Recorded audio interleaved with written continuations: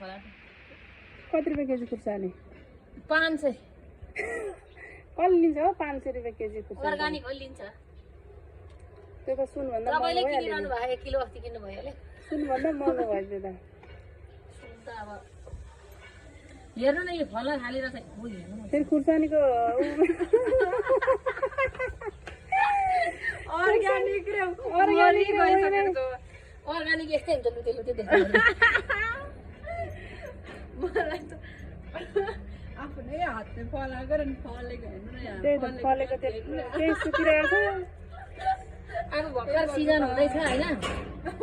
ए Chinese धनियाँ नि छ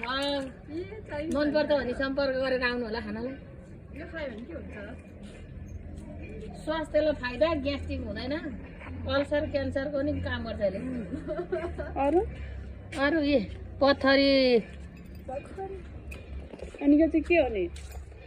यो अर्गानिक तोरी कसले रोप्नु भयो यो त मैले रोपेको हो